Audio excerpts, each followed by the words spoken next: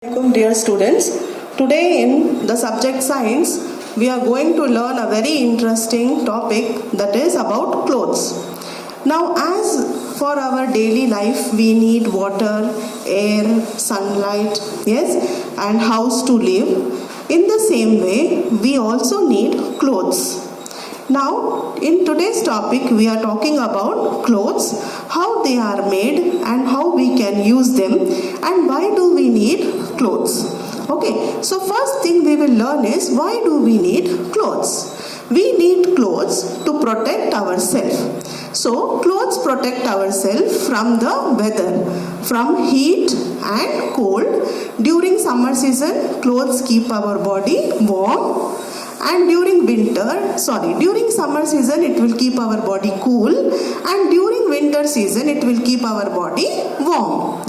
Then next, during rainy season we wear special things like waterproof coats. Now why we are wearing waterproof coats? Because the waterproof jackets does not allow the water to enter inside the clothes. Okay, so we wear waterproof raincoats, and also we wear long boots so that we will protect our legs from the water. And clothes also protect us from the dust. It does not allow the dust from outside to enter into our body. Okay, because dust will have infection, will have germs in them. Next is clothes protect us from mosquitoes and also insect bites. Okay, so if we wear long sleeve shirts and dresses, it will protect our body from mosquito bites and insect bites. And clothes also help us to look smart. We look very smart while wearing very clean and very good dresses. Okay, so next we will talk about the types of clothes. So we wear different types of clothes depending upon different times. Like first, seasons. During summer season, what kind of clothes we wear? Cotton clothes. Why? Because cotton absorbs more sweat and there are small holes in the cotton clothes. Because of that, we will have air coming and going inside the body and it will keep our body cool. Now during winter season, we wear warm clothes like woolen clothes, okay, or jackets, so that it will keep our body warm. Then when we are coming to school on different occasions, like for example when you come to school you wear uniform, yes. Then when you go for a wedding, will you wear the same uniform and go? No, you wear different clothes on different occasions. Okay, you wear some nice fancy very attractive clothes when you go for weddings or some parties. Then profession, depending upon the profession also we wear the dresses. Like for example, you are going on the road, you see a policeman. Now how do you identify he is a policeman? How did you come to know? Because of his clothes, that is his uniform. Okay, so if you go to a hospital, you will differentiate between a nurse and a doctor. Yes, how? Because a doctor will wear a coat, okay, that is the apron, and the nurse will wear some other white kind of salwar kameez. Okay, so you can find out if he is a male, he will wear white pant and white shirt. So different people wear different clothes for according to their profession. Then we have lawyer. What color uniform he is wearing? Very good. I think many of you have said black long coat. So that is the uniform for the lawyer. So different professions have different clothes. Okay, next we will talk about the how it is made, how clothes are made. Clothes are made by fiber. Now what is a fiber? Fiber means it is a thin thread. Okay, it is a thin thread which is known as yarn. Okay, which is known as yarn. On page number 36, open page number 36. Yes, look at the picture there. It is the picture of yarn. Okay. Look at the picture here. This is a close picture of a cloth. Okay, so this cross threads are known as fiber or yarn. They are knitted together to make a fabric or a cloth. Okay, so fiber mostly are of two types: man-made fiber and natural fiber. Okay, fiber is of how many types? Natural fiber and man-made fiber. So here there is a picture in your books. Sources of natural fiber.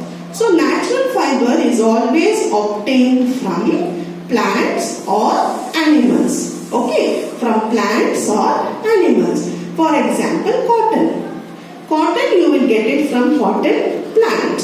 So they will make the fiber of cotton and then they will make accordingly the clothes you want. You have cotton dresses, okay, or pants or shirts made of cotton. Then we have jute plant. From this jute plant, you can see here, these are the stems of the jute plant. So from this jute plant, they will dry this and then make a fiber of jute. Then from this, they will make the jute bags. Those are the gunny bags. Okay.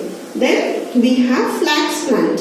So flax plant also fiber is made from the stem of the flax plant. Okay, nowadays we are getting purses made of linen, okay, and also we have bed covers made of linen, okay. So these are the materials which are natural, made from plants. Now we will go to natural fiber made from animals, okay. So these are the animals like camel, sheep, goat, from their fur, okay, from their fur, or you can say hair, okay. From here they will remove this and they will make the fiber that is known as the wool.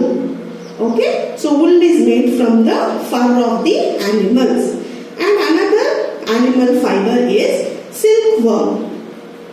From silkworm they will make silk. Okay, silk is made from silkworm. So these are the examples of natural fibers.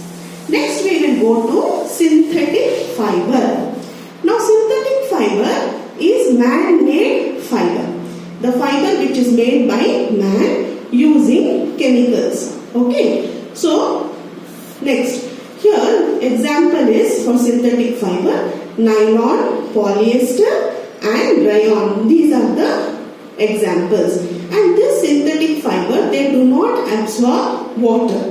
They dry very quickly and they are very strong compared to the natural fiber. Okay, that's why bags, raincoats, umbrellas and all are made from the synthetic fiber. And they are wrinkle free. There is no need to iron this. Okay, next we will take. Very important thing I wanted to tell you is using the synthetic clothes in kitchen. It is very dangerous because synthetic clothes catch fire very easily. Okay. Now how can we take care of the clothes? Clothes can be taken care by washing it well, okay, after use, and using a very good detergent and soap, because this removes the dust and the sweat and dirt from the clothes. And we should dry the clothes in the sun after washing. Okay, then we have iron. Why we should iron the clothes? It not only removes the wrinkles, but also when you iron, if there are some germs on the clothes, those germs will be killed because of the heat. Okay, and also it because of these germs you will have skin diseases. That also can be avoided. And always we should keep the clothes tidied, folded and keep it inside the cupboard, because keeping in the cupboard will avoid the dust to enter inside them. Then woolen and silk clothes, which are very expensive and which we do not wear every day, okay, that should be washed by dry cleaning, and it should be washed with your hand carefully. Okay, then when you are storing these clothes, woolen clothes or silk clothes, we should fold them and keep inside them some mothballs. Can you see mothballs here? Yes. mothball should be kept, or you can use dried neem leaves. Okay, this will avoid the germs or the insects to eat the clothes. Otherwise, what happens? These insects like silverfish and all, they will make holes in the clothes. Okay, so we have covered the whole chapter today. Complete exercise A, B, C, D and E on page 38 and 39. Thank you.